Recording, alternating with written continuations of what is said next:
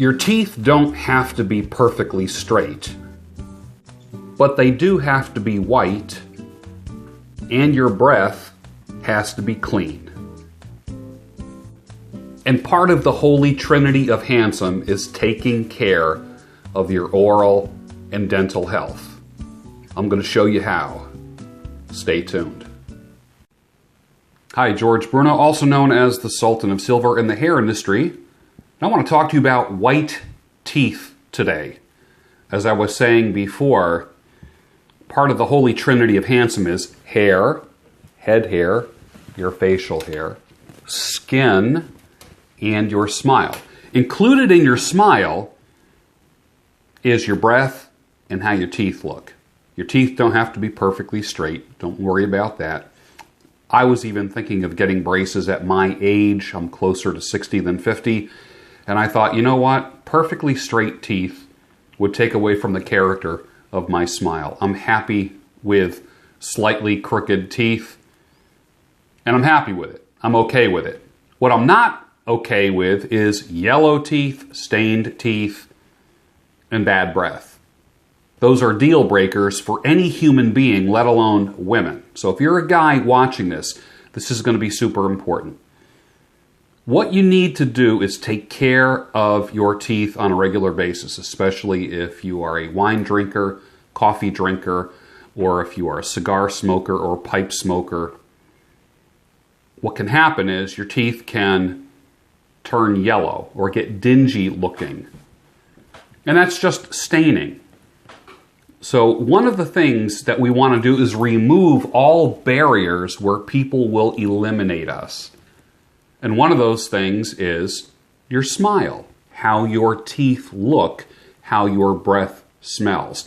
Let's say you have the ability to cut a great multi-million-dollar deal with somebody and you know you can connect with them. You're at a networking event and your breath smells like a rotting corpse. Guess what? You just lost a multi-million-dollar deal. Let's say you've got your clothing game down. Your hair game is perfect. You work out 4 times a week. You meet a girl. You kind of lean in to talk to her a little bit. And your breath smells like a dead animal on the side of the road. Deal breaker. So and all those things could be in place. All those other positive things could be in place. But the breath, deal over. Game over. So let's talk about some things that are going to make your breath and your teeth look good. Number 1, tight, bright, and white. Tight in the sense that if they're loose or there's many spaces in between them, you're going to get food caught in there and food's going to start decomposing in your teeth and you're going to have bad breath. Teeth need to be tight. Okay. Teeth need to be white because teeth are white. Now there's different shades of white, and I'm going to show you something in just a little bit that's going to help you with that. This is white. This is white. Okay? Most people have ivory colored teeth. Look at this oil lamp. It's kind of like an ivory color. Let me put these side by side. One is ivory, one is white. Most people's teeth are like this. Is that a bad thing? No, not at all. If that's as bright as you can get your teeth, you're okay. They need to be bright in the sense that they are clean and that they are reflecting light. You know, the Miss America trick where they take a little bit of Vaseline on their hand and they rub it across their teeth so it reflects the bright lights. That's a little trick that I would teach modeling students years ago. That would help their smiles pop when they were on camera. So you got white, tight, and bright. Now, as far as the whiteness is concerned, let's go back to that. There's people who were on, I guess, what was the medication? I believe there was a antibiotic, and I think it's for some teenagers or children were on it who had acne. I believe it was called tetracycline, if I'm not mistaken. And there's a class of antibiotics that would make teeth come in kind of grayish and stained. And there's a whole generation of people who were who were prescribed this medication and their teeth actually came in a more gray color than a white color. And that's a shame, and a lot of people end up getting those replaced with caps and various dental appliances and so forth. And I'm not even sure that bleaching, like teeth bleaching, can actually help that. I don't know about that. But one of the things that you can do on a regular basis is rinse your mouth out after you have anything that'll stain. You have a glass of wine, always order a glass of water with your glass of wine. Yes, you like your red wine, but you would also like a glass of water. So in between sips, you're taking a sip of water. Coffee is the same. Coffee can stain your teeth terribly. Some people say, even if you put just the tiniest bit of milk in your coffee, even if you're a black coffee drinker, what that does is it creates a barrier where the actual darkness of the coffee will not absorb into your teeth. So the dairy prevents the teeth from actually absorbing any of the coffee. Flossing on a regular basis. Now, I floss 2 to 3 times a day, and I use those little plackers. And I like the ones that are made by, I think they're called Glide. And it's, I forget the material, the fiber that's used. Is it the stuff that bulletproof vests are made out of? Something like that. Anyways, Kevlar or something, I don't know. But they're thin, the fiber is really slippery, and it goes up in between the teeth and into the gum quite easily, more easily than any other ones. Now there's the placker ones that are kind of a greenish color, almost like the color of this table. The Glide ones are dark blue, and I've tried all the other ones. You can just get like a spool of floss and just floss your teeth. That's fine too. I happen to like the convenience of the little flosser because you can floss your teeth, and then it's also got like a little pick on the end of it to like pick anything out. And I think that works. The other thing you need to do is find a good toothbrush. Now there's a lot of toothbrushes on the market, and you know me, I'm a gadget guy. If it spins, moves, vibrates, has an on-off switch, has attachments, I probably own it or have owned it at one time. And I've had spin brushes, which are basically like sanders for your teeth. You don't want to do that because they give micro scratches, and over a period of time, depending on what you use to brush your teeth with, polish your teeth with, it can actually, it's almost like using a buffer on the hood of a car over and over and over, and you're actually, it's the law of diminishing returns, and what happens is you end up creating a dull look rather than a bright, shiny look. The same company that creates the Beardscape is called Brio. That's the name of the company, and they also manufacture a toothbrush.